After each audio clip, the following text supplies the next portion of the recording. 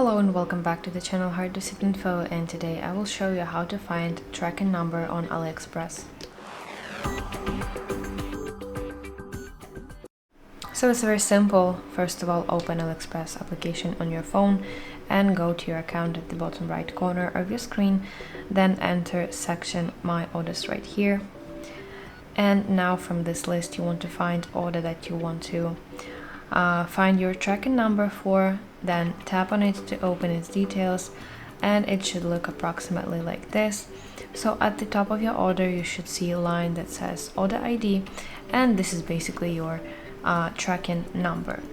Also, you can press button tracking right here so that you could exactly see where your item is. So that's basically it. Thank you for watching, and if you find this video helpful, please like it and subscribe to our channel for more content like this.